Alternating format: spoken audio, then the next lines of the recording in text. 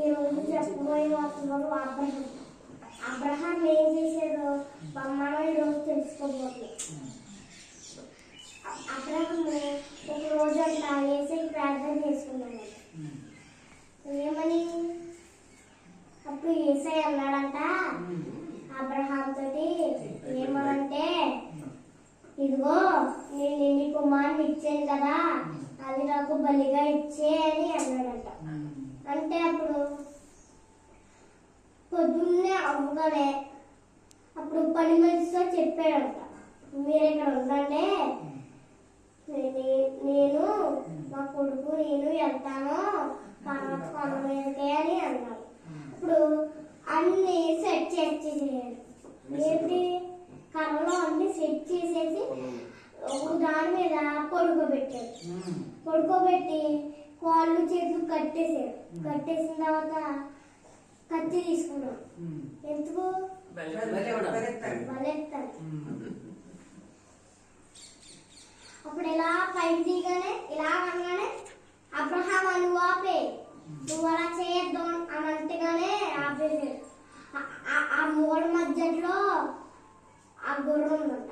ఆ గుర్రం తీసుకుని నాకు బలిగా ఇమ్మన్నాడు దేవుడు. అప్పుడు అది ఎత్తగానే అప్పుడు దేవుడు ఊరుకున్నాడు. మీకు మళ్ళీ ఏదో పరీక్ష పెడతాం. మేము ఏ పరీక్ష? మొత్తం బైబిల్ చదివేసిన వాళ్ళనే ఆడికి గిఫ్ట్ వస్తుంది. పెద్ద గిఫ్ట్, చిన్న గిఫ్ట్ ఏం కాదు. అందరూ మరి బైబిల్ చదివేస్తే వాళ్ళకి పేపర్స్ లో మొత్తం చదివేస్తే వాళ్ళు రాయాలి. దాని మీద మొత్తం బైబిల్ చదివేసినాడు కదా, వాళ్ళు రాయాలి. ఏం రాయాలి? మొత్తం బైబిల్ మనం చదివేసేమనుకో అదంతా మోసేదాకా ఆ వాక్యాలు రాయాలి. రాసి క్రిస్మస్ రోజు ఇవ్వాలి. ఎప్పుడు ఇవ్వాలి? క్రిస్మస్ రోజు అయితే క్రిస్మస్ రోజు అందరి ముందు పెట్టించాలి. మళ్ళీ ఏం తీసుకొని వెళ్తారు? అది కూడా సంతంగా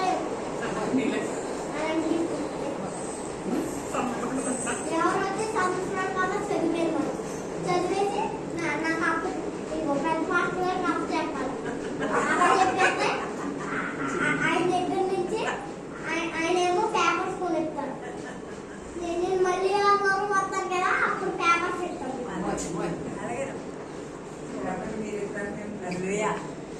అప్పుడు పేపర్స్ ఎత్తి దాని మీద రాసేసి క్రిస్మస్ రోజు ఇవ్వాలి.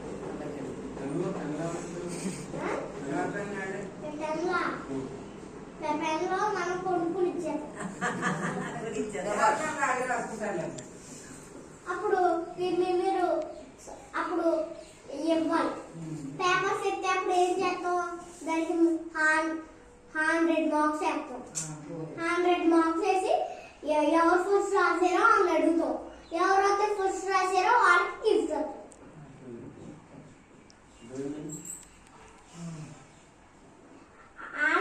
మంచి గిఫ్ట్, మళ్ళీ చెడ్డ గిఫ్ట్ రాదు. ఏ గిఫ్ట్ కాకపోతే మళ్ళీ మంచి గిఫ్టే. ఫాస్ట్ గా రావడం దేవుడు చెడ్డ గిఫ్ట్ ఇస్తాడా మంచి గిఫ్ట్ ఇస్తాడా? మంచిదే వస్తుంది. మరి మీరు చక్కగా చేస్తున్నారా లేకపోతే అబద్ధంగా చేస్తున్నారా? పనులు చక్కగా చేస్తే చక్కగా ఉంటుంది, అబద్ధం చేస్తే అబద్ధంగా ఉంటుంది. అలాగే మనకి కొన్ని తయారు చేస్తాడు దేవుడు. అలాగా అప్పుడు మనకి తయారు చేస్తే అప్పుడు అది చేశారు కదా, అప్పుడు ఏమొచ్చిందంటే కోటీశ్వరుడు అయిపోయింది.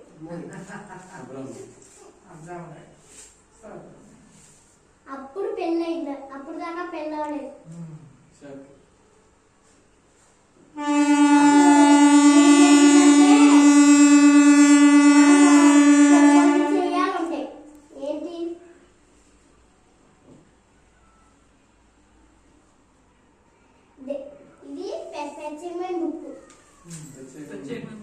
ఇది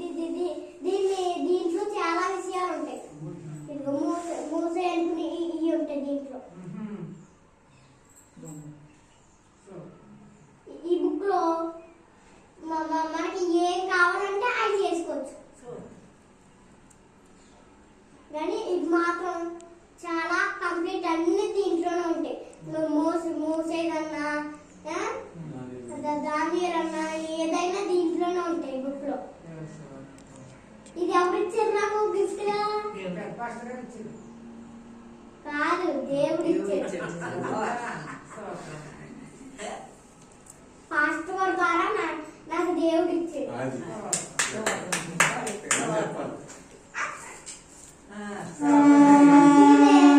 ఇలాగ మీకు ఈ బుక్ రావాలంటే మనం ఏం చేయాలంటే ప్రార్థనలో ఉంటే మీకు ఇలాంటి బుక్ వస్తుంది. దీంట్లో చూసి నేను చెప్తాను. ఎప్పుడన్నా మనకి ఫస్ట్ కోసం ఏంటంటే ప్రార్థన కోసం, ప్రార్థన అయ్యాక పాట కూర్చున్న తర్వాత మళ్ళీ ప్రార్థన కూర్చున్న తర్వాత వాక్యం, తర్వాత సాక్ష్యాలు ఇచ్చిన తర్వాత మళ్ళీ ప్రార్థన, మళ్ళీ పాడుకునే సమయం. ఇది ఆరాధన సమయం. మళ్ళీ ఇంటికాడ ఉంది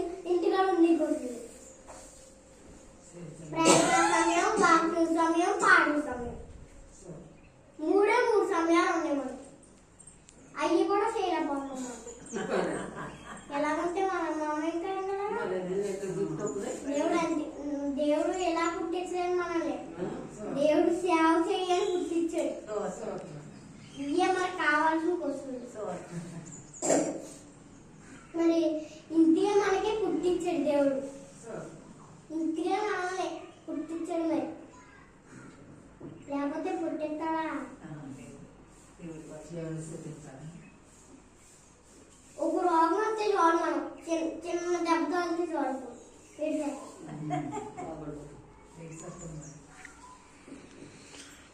ఎందుకు దేవుడికి పెద్ద రోగం తగిలింది. వేసారని మమ్మీ చిన్న రోగం తగ్గుతుంది. ఏడుతున్నారు ఎందుకు?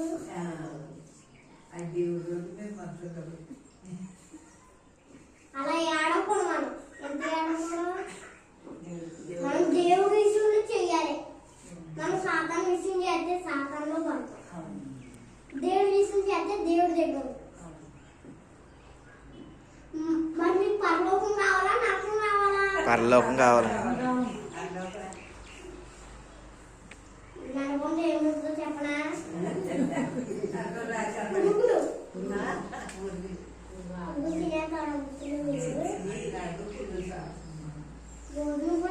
భోజనం తినరా? పుల్లే తినేస్తారు. మరి మనం ఆత్మస్థితి దేవుణ్ణి రుచి చూసి తెలుసుకోవాలి. మనం దేవుణ్ణి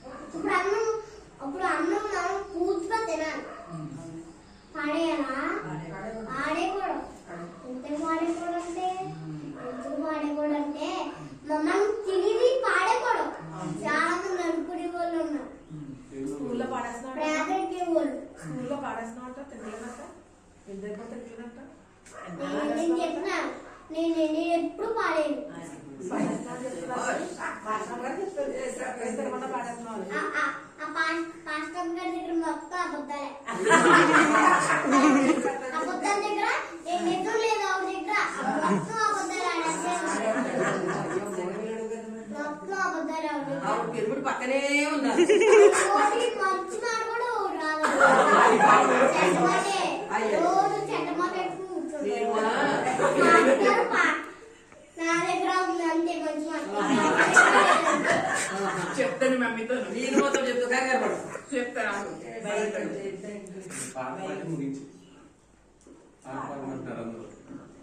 అందుకనే దేవుడు మన దగ్గర చెడ్డ మాటలు రాకూడదు, మంచి మాటలు రావాలా అని చెప్పాడు. మన ముందే ఒక మాట చెప్పాడు. ఏం మాట చెప్పాడు? మీ నోటిని అబద్ధాలు వస్తే మీ నోటిని కాల్ చేస్తానని చెప్పాడు. బూజు మాటలు రాకూడదు మన నోటికి, అబద్ధాల మాట రాకూడదు మన నోటికి. ఏం మాటలు రావాలి మరి? ఇంత మాటలు రావాలా? మంచి మాటలు రావాలి. ఏం మాటలు? అవి కూడా దేవుడి మాటలు రావాలి. దయ్యం మాటలు వస్తే మనం పాడైపోయినట్టు, నరకంలో పోయినట్టు. అలా ఉంటే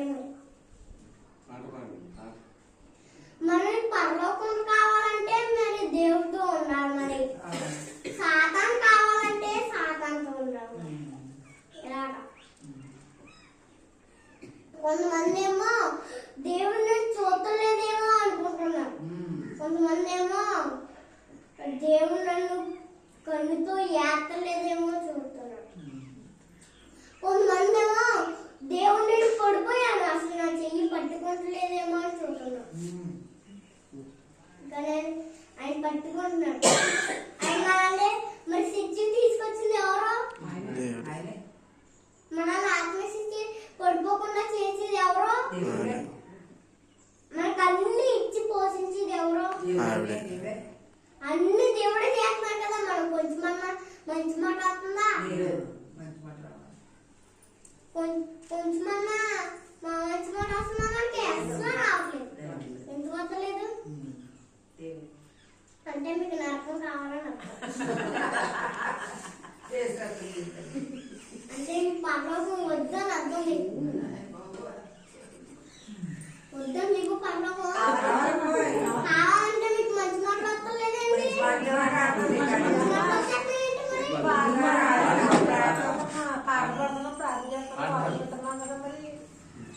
మరి నేను చిన్న పాట పాడి ముగించేస్తాను.